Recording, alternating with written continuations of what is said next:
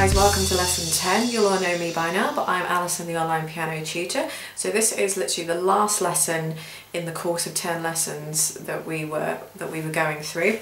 Today I'm just going to summarise exactly what we've been going through. So I'm literally just going to go through the book with you that you've got and just sort of recap on one or two little things and just bullet point them for you just to help you out a little bit.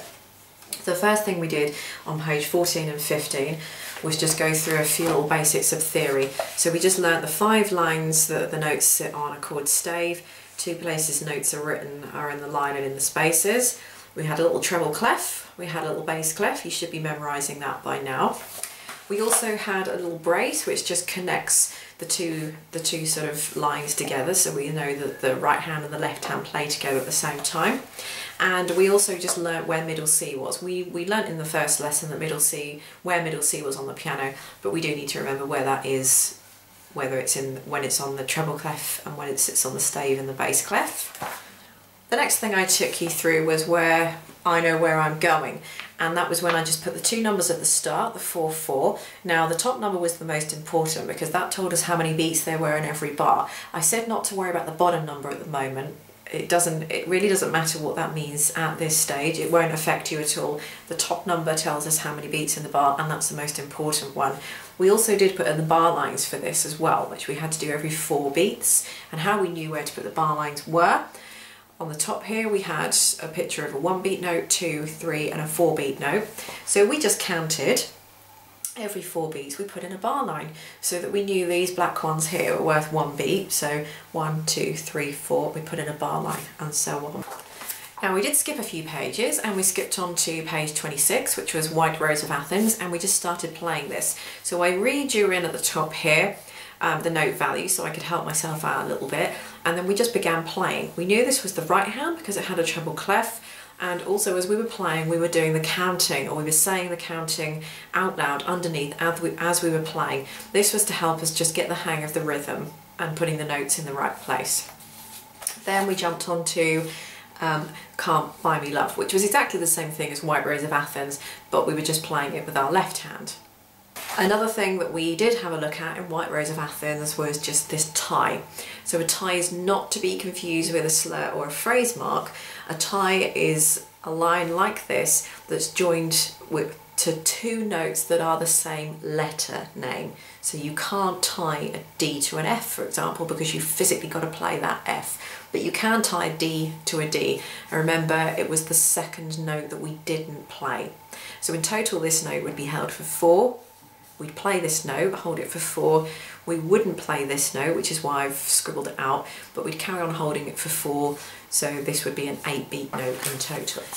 We moved on then to page 34 and 35, which was Love Me Tender and Mary's Boy Child, and this was the first instance where we started playing the hands together with the 2 staves. And we just had to play in order of left, left, left, left, then there was a right hand, then a left hand, then a right hand, left hand, left hand, left hand, and so on. The same was for Mary's Boy Child as well. Then we looked at page 36 and 37, I'd like to teach the world to sing and Streets of London. This was just highlighting phrase marks and slurs. The phrase marks just meant that you played, it just added a little bit of expression, a little bit kind of formality to the music, so that you would play everything in certain phrases, i.e. like a sentence of a song. So basically wherever the phrase mark started and ended, you had to play that little chunk of music nice and legato, nice and smoothly. So you phrased the music rather than having it all just mesh into one. Choral Symphony and Chitty Chitty Bang Bang was where we talked about quavers. Our quavers were 1/2 beat notes, so we can fit 2 quavers into the time of 1 crotchet. So while quavers were faster notes, we played them twice as fast as crotchets. So this was all about quavers, and up here just shows you what the quavers look like when there's 2 joined together. We beam them or connect them, what they look like separately. And again we had the counting, so 2 of these quavers fitted into 1 beat. So the first one here, for example, came on beat 2, as the counting says at the bottom. The second one doesn't come on beat 3 because it's not worth 1 beat, it's only worth half. So it belongs to the second half of beat 2, if that makes sense. So in order to put some sort of count underneath it, we said and. So we'd have 1, 2 and 3, 4, and we'd fit the and in between our 1, 2, 3, 4 beats. After that we did Old MacDonald's Farm, and this was just talking about staccato notes and tenuto notes. So staccato was the short, so imagine that your keys were as hot as a radiator. You'd hold them just for a split second so that they were short or almost cut off. And your tenuto marks were just where you would comparatively hold the note for its full value, just like an opposite of a staccato really. Then we just had a look at the Scarlet Ribbons. This was the first piece of music that had 3 beats in a bar. We treat it exactly the same as 4 beats, but there are just only 3 beats in a bar. That's kind of like your waltz. This also just had a repeat sign in as well. So we would start at the beginning, play all the way through. Sorry, start at the beginning, I'm trying to do it backwards in the camera.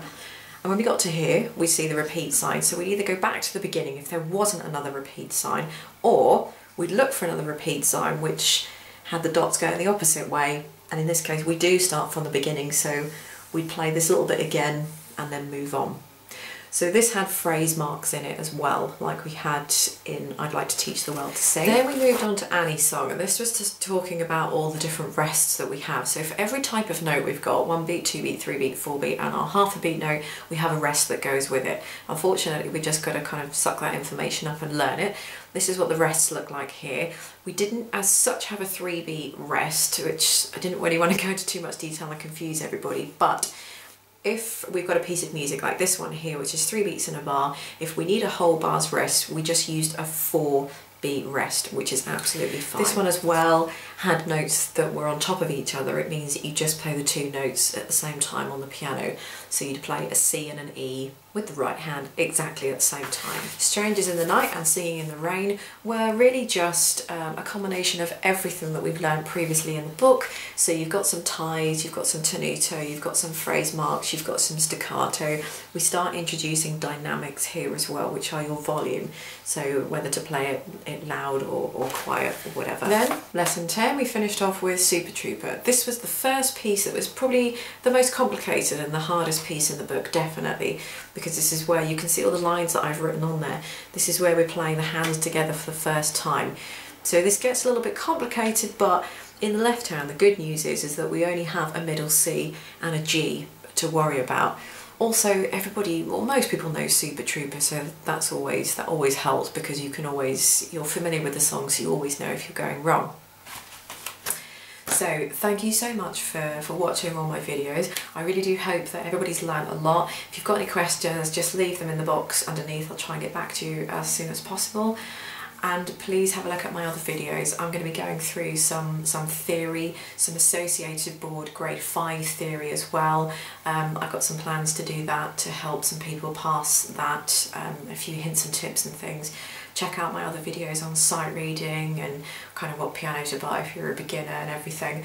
And I'm just going to be going through some basics of theory, and I'm going to be helping you to read music as well. So I hope you've enjoyed watching the course of lessons, and I'll see you next time.